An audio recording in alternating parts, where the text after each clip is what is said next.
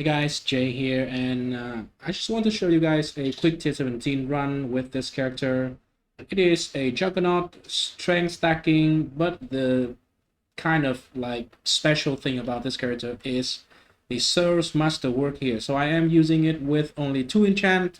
I have not even decided what is the third one yet, but you know, this is allowing me to use a bunch of different Val skill, especially the one that I am really interested in is Vow Earthquake.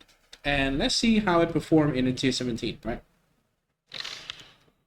The reason why I go strength stacking, by the way, is this weapon is absolute dog shit, right? We have no damage from it, so we need to get some damage in some other way. And I believe strength stacking is the best one. So basically, this is a strength stacking character. The rings, the body armor, the belt and helmet is very strength stacking. The other thing that is different from the normal strength stacking, which is the Juggernaut Molten Strike of Zenith, this league, very popular, is the Hate Forge.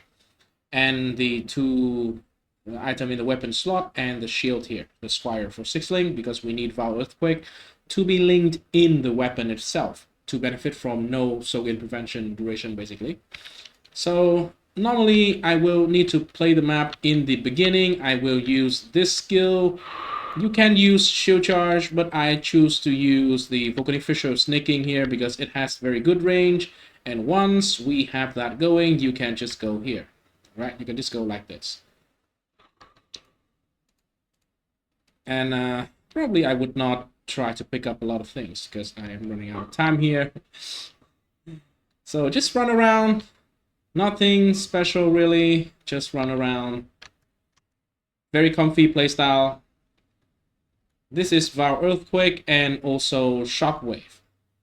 I tried without Shockwave. It feels better with Shockwave, definitely. Shockwave is a very big multiplier. Right? I would just try to run through the map.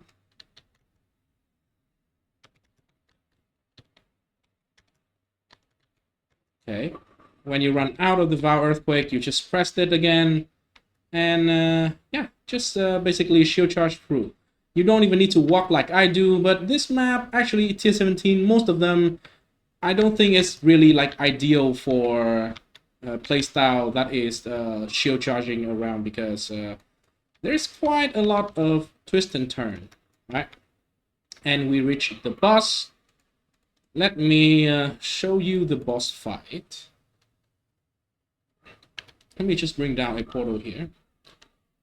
So I will do this first because I need some charges, and then now because I have the charges, I can just move around. Once in a while, I would still want to do Volcanic Fissure Sneaking instead of just walking around because the Volcanic Fissure Sneaking is helping me to generate a lot of rage, first of all, in order to cast the skill, the Vow Earthquake, and then also it helps me to trigger a bunch of utility spell. I am going to it after we finish this boss, but pretty much you just move around, right?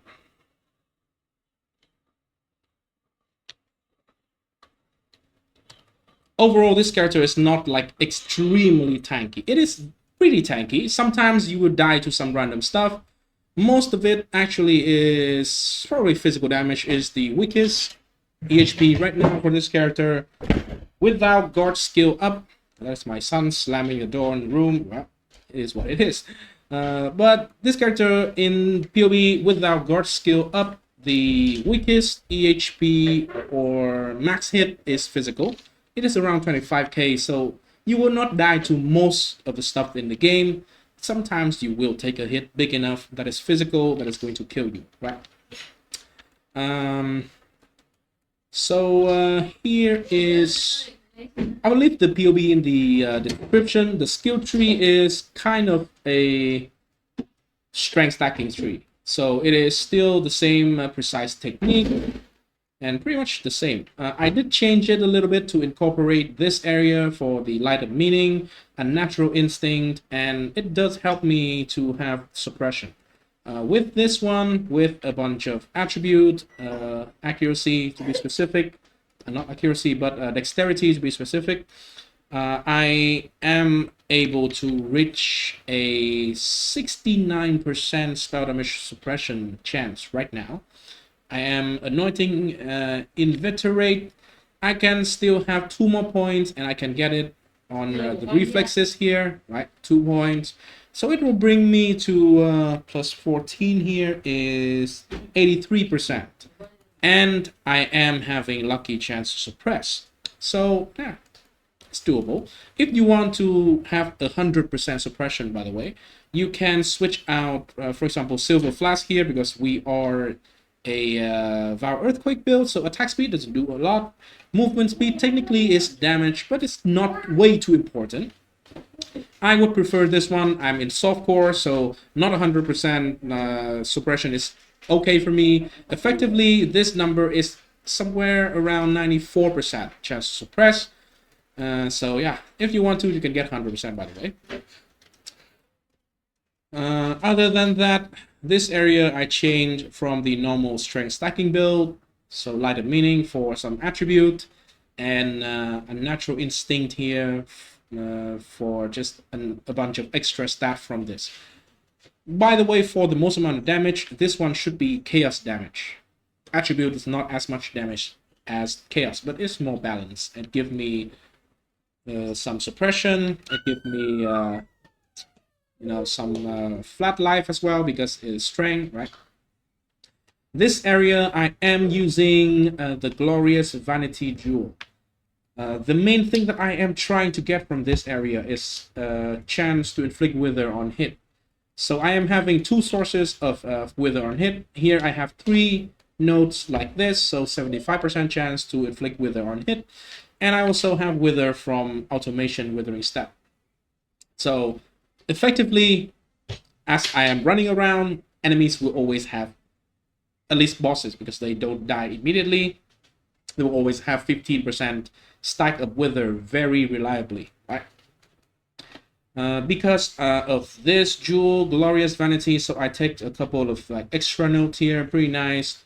Life and armor and physical mitigation.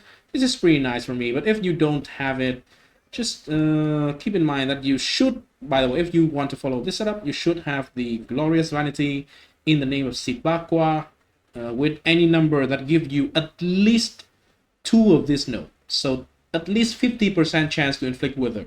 That is the bare minimum that I would want here in this case, to have a reliable like 14 to 15 stack. At 75% here, 100% you will have like 15 stack of wither all the time, right?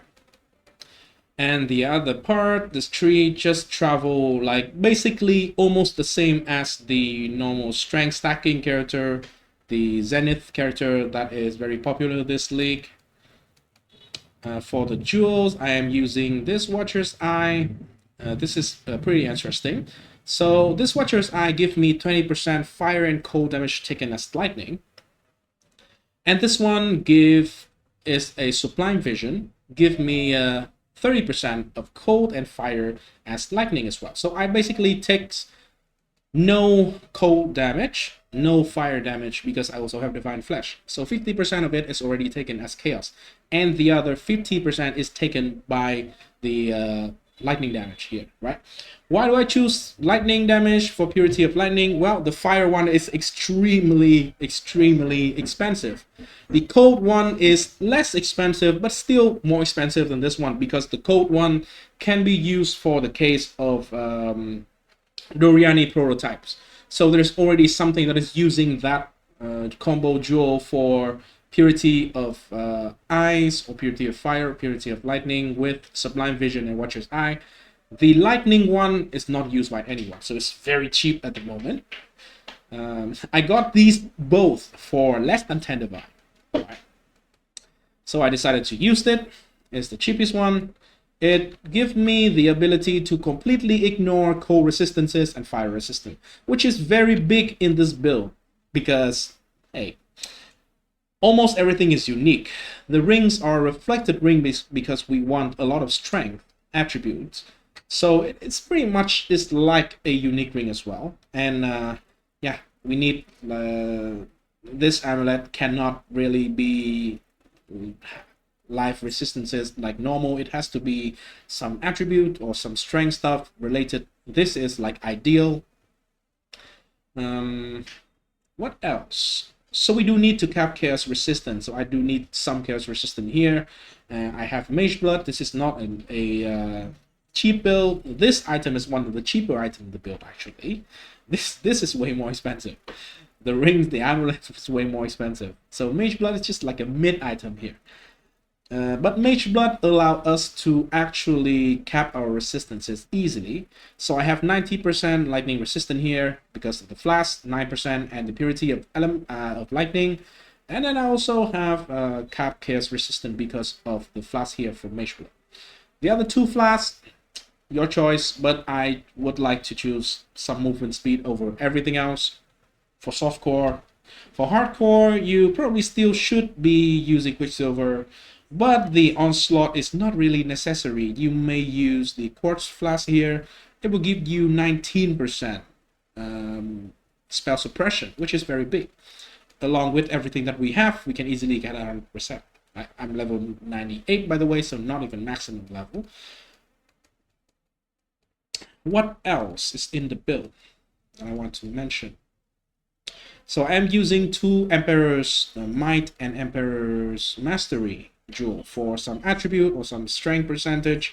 It is way overkill. You can do like rare jewel with strength, life, but make sure that you balance out your life and your accuracy, because you need your accuracy to be more than your life in order to have 40% more damage from precise technique. This is very, very, very big, very important for damage. All right. About the gem setup, Earthquake linked to Void Manipulation because we only deal chaos damage. Shockwave, Awaken increased AoE, Volatility because we have a flat damage that is very, very small on the lower end but very high on the upper end. So the gap is very big, and Volatility is extremely strong in that case, especially when we combo it with the chaos damage with hits is lucky on the weapon. This is extremely good, extremely good. Pulverize, because we don't really care about attack speed. With the accuracy and the attack speed from the undeniable node here, it is very comfortable to use the skill to slam the earthquake once, and then we can have Devour Earthquake for like 15 seconds or something. Let me see, 14.4 seconds, right? Attack speed doesn't matter. Movement speed is the one that's delivering the damage from Devour Earthquake, pretty much. This 6th link here is a complete utility skill. So I am having Battle Mage's Cry. This is quite like the star of the show. It serves a lot of purposes. So Battle Mage's Cry is linked to this 4. This Vengeful Cry is like a solo standalone link that sometimes when I can press the Vengeful Cry, I will press it because it will give me 25 maximum rage and also rage regeneration, which means at maximum rage I have more damage. 25 rage means 25% more melee damage. So it's just a more multiplier. That applies to Vow Earthquake. Normally the War Cries cannot apply to a Vow skill, but this is a special case because it just gives you rage. It's not directly buffing the skill, it's indirect, so it works. Alright. Battle Mage's Cry is the one that is actually being auto-exerted. So it trigger support a skill linked to Battle Mage's Cry not on Vow Earthquake, but it is triggering on Shield Charge, it is triggering on Volcanic Fissure Snaking.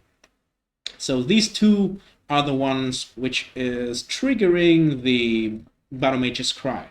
Not triggering, but triggering the spell from Battle Mage's Cry. And so it is giving Forbidden Rite. This is good because I want to hit myself reliably as I move through the map. If I don't hit myself reliably, Sometimes the mobs die too fast and I'm not getting hit frequently, which means I do not really have 100% uptime of all the endurance charges. But with Forbidden Rite, it does hit me for a little bit of chaos damage, as we have 81% chaos resistances. It's not a big deal. So it's not like going to endanger the character in any way, but it will proc like once every few seconds, and it will just ensure that you always have the endurance charge in a regeneration. The other thing in this pair is the curse. Well, chaos damage build, chaos curse, very self-explanatory. I'm using Frost Bomb to counter some enemies with high regen. You can use anything here really. And Vengeful Cry I already mentioned. On the aura, right? So Purity of Lightning is the only technically aura that we can use. This link to Enlighten. Right now I am linking to Herald of Ash as well, but I don't really need Arrow of Ash. It's just for like aesthetic, pretty much. It doesn't give me any damage, but it does give a little bit of extra clear, right? Not too much. Blood and Sands giving me more area. I always keep it in Sandstand because I prefer area. But because of Purity of Lightning and we use Sublime Vision, so we cannot use any other. We cannot really use any other auras, right? So Herald of Ash, I don't have anything else to use on here, so I use this one. Withering Step, Molten Shell, Link to Life Tap, and Automation. So we do cast a bunch of skill in our chest by mana, so we still have mana pool here. It's okay, we have attack damage leeches mana as well, but the skill that is a little bit more spammy, I always link them to life tap. For example, shield charge, faster attack. I should have quality on here. Vocative Fissure of Snaking for like initial, in the beginning of the map. You should be using the skill to generate some rage. It has a very good range, very good reach. It will just give you a bunch of rage before you can just go into the Vaal Earthquake mode, basically. And now we shield charge around. Because I already cleared the map, so it is a little bit the momentum of the build is not as good if you don't have like monsters to kill quickly, basically. Right? But you got the idea, right? You got the idea. And even the Volcanic Fissure of Snaking is dealing a little bit of damage. Pretty good amount of damage. Okay. So that is everything.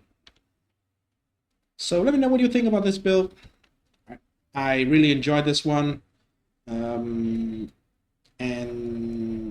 see you in the next video, I guess. Peace. Remember to like and subscribe.